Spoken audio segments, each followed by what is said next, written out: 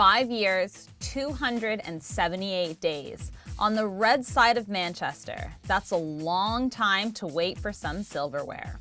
But yesterday, the Erik ten Hag era officially opened up its trophy cabinet with the first cup victory since Jose Mourinho's Europa League triumph back in 2017. Newcastle had also been seeking to end the long-running trophy drought, but one of a whole different order.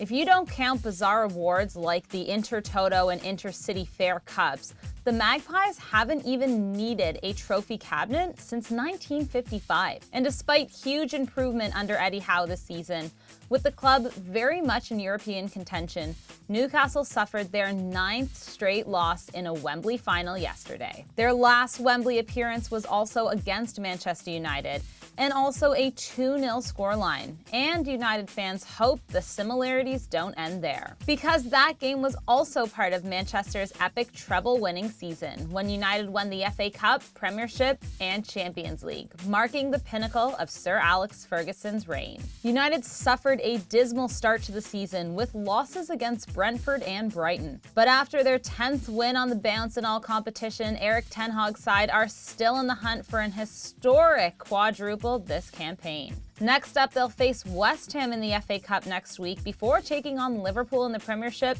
and Real Betis in the Europa League. Casemiro has given them strength and belief. Marcus Rashford is the hottest striker in Europe since the World Cup, and even much maligned players like Fred and McTominay are thriving under Erik ten Hag's stewardship. So are Manchester United really on the cusp of rediscovering their former glory? How many trophies could the Red Devils realistically claim this season? And what does yesterday's loss mean for Eddie Howe and Newcastle? After spending more than $360 million since taking over last year, how much money will Newcastle's new owners need to invest before the Magpies are a trophy-winning side once more?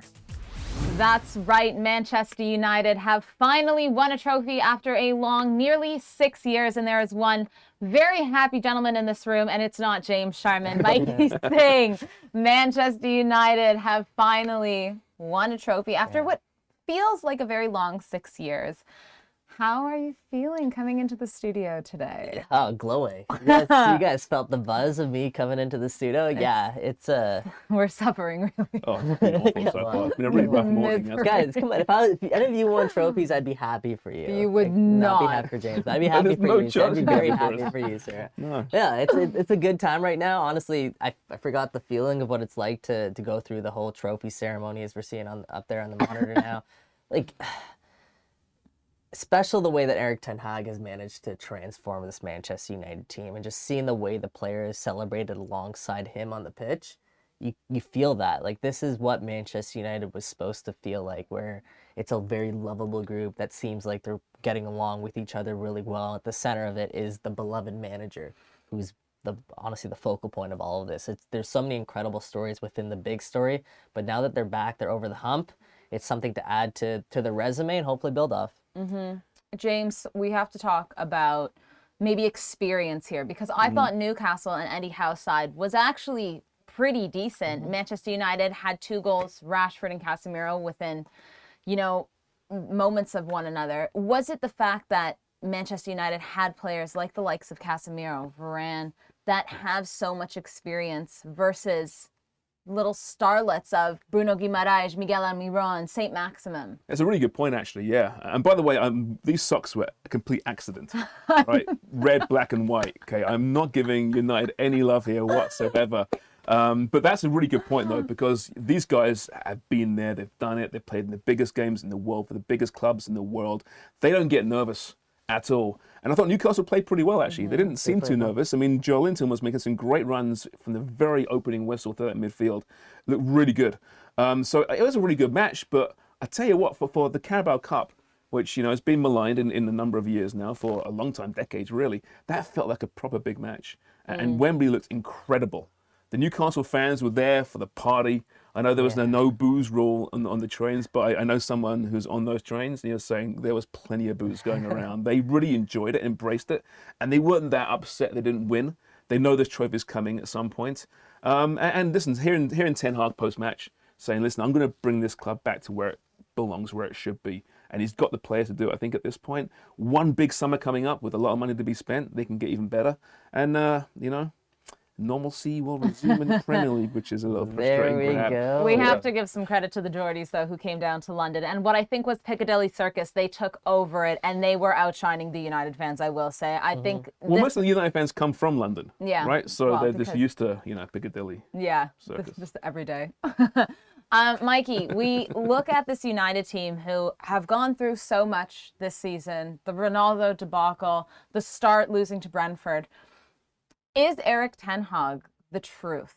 After what seems like so long since Sir Alex Ferguson reigned over this side, is it finally looking like this team with this manager are going to be successful and be relevant in winning trophies?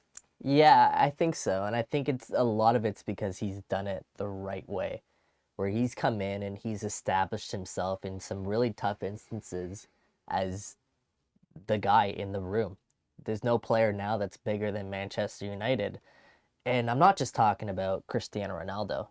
I'm talking about guys that are still within that dressing room that were forced to sit out at times this year. Heck, Marcus Rashford, in mid-form, was forced to start a game on the bench not that long ago because of an off-field issue that Marcus Rashford has since addressed and said, hey, yeah, if I was the coach, I would do the same thing.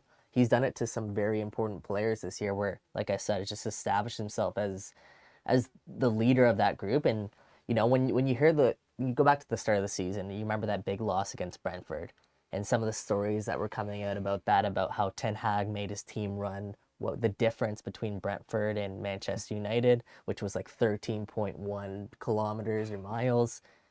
Erik ten Hag, it's come out later that Erik ten Hag did that with the players. Wow. So it's little narrative. Couldn't be James. Anecdotes. Yeah, couldn't be James. I was surprised Ten Hag could do that too, to be honest.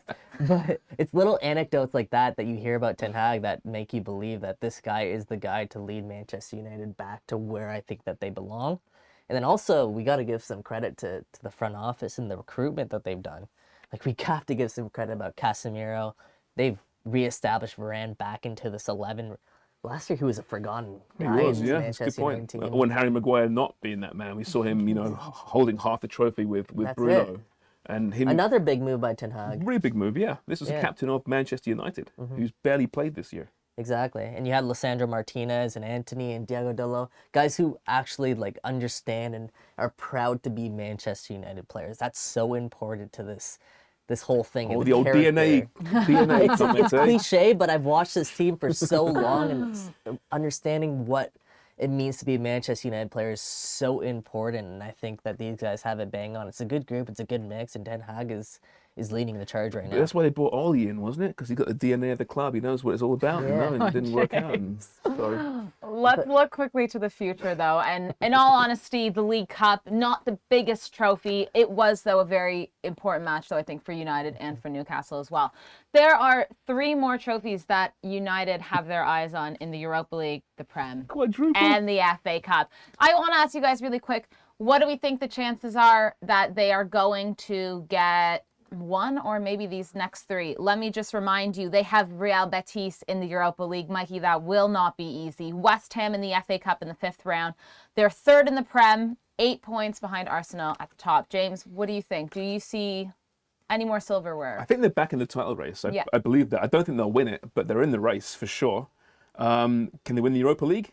They're the favorites right now. Yeah, are they? Yeah. They're the favorites. I mean, listen, they win the Europa League, win the Carabao Cup. It's a Mickey Mouse double, but it's something, right? It's a good Well, start. that's what they won last time around in 2017 under Jose Mourinho, Yeah, so they could do it again. They built from Well, that, didn't they? I kind of agree with you. I think if they're going to win any other trophy, I feel like it would be the Europa League. I still don't think they're going to win the Prem. They're up there. Why not the FA Cup? Most of the big clubs are out of the FA Cup right now. The only ones that are left are Man City and Tottenham. Could And be a there's bit sneaky though.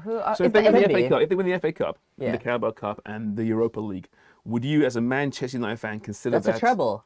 That's a treble. Do you know when Liverpool did that back in 2001? The entire global Man United, fan base laughed at Liverpool and said that is a joke. It's a Mickey Still a Mouse. treble. Okay, wait. If they don't win any Times change. any other trophies this year. They probably will make a good run in the Europa, maybe the FA, and even the Prem. But this is their only title. Is this a good season for Manchester United? If they finish top 4 in the Premier League, and they qualify for Champions League next season, it's still a really good season for Manchester United. Yeah, think about what our expectations were at the start of this year. I'd say definitely a good season. Yeah. You get a trophy finally, and you get finished top 4. You're back in the Champions League. You have to consider that a good season, debut season for a new manager. Yeah. And of course, what he dealt with, like you mentioned there, throughout the season, the whole Ronaldo thing could have really derailed this club. On the contrary, he's actually pushed it to a new level. All right, well, we will see. Our eyes are on Manchester United because, you know, James Sharman and I are waiting for any sort of slump to just give Barcelona. Mikey C the business.